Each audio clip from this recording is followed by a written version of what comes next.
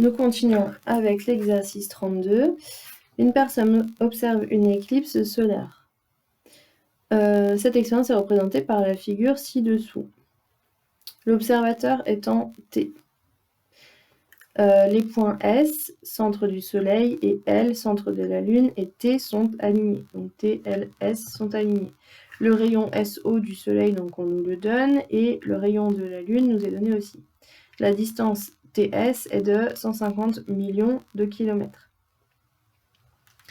On nous demande de calculer une valeur approchée à l'unité près de la distance TL en kilomètres.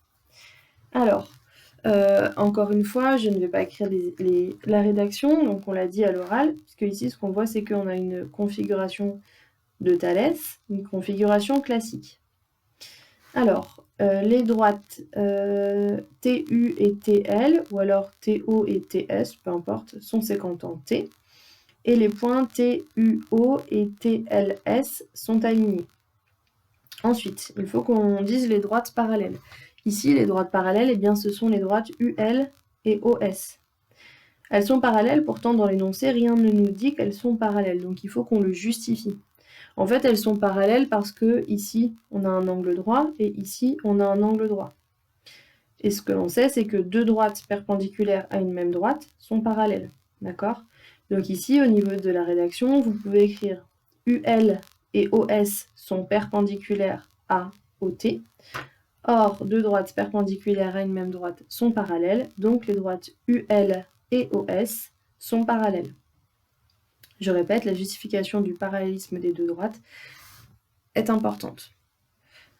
Une fois qu'on a écrit tout ça, donc les égalités de Thalès sont vérifiées, donc TU sur TO égale TL sur TS égale UL sur OS. On vérifie T, UL, UL, OS, OS. Ensuite, on remplace les valeurs que l'on connaît. Alors, TU, eh bien, je ne sais pas combien ça mesure, donc je laisse TU. TO, je ne sais pas non plus combien ça mesure, donc je laisse ça. Ensuite, TL, eh bien, je ne le connais pas puisque c'est précisément ce que je cherche. TS, on sait que c'est 150 millions. Ensuite, UL, on sait que c'est 1736 km. Et OS, on sait que c'est 695 000. Donc, ici, j'ai pas le choix. Cette égalité-là, je m'en sers pas, puisque de toute façon, je connais aucune valeur. Et pour faire le produit en croix, donc pour trouver TL, ça fois ça divisé par ça. Donc TL égale 150 millions fois 1736, le tout divisé par 695 000. Et on nous demande de donner une valeur approchée à l'unité. Alors,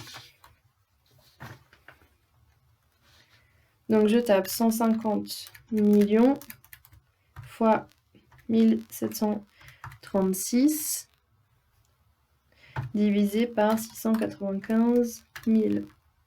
Et on trouve donc 1, 2, 3, 4, 5, 6, ça fait donc 374 676 km.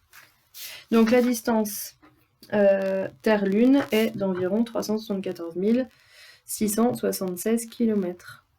Voilà pour cet exercice.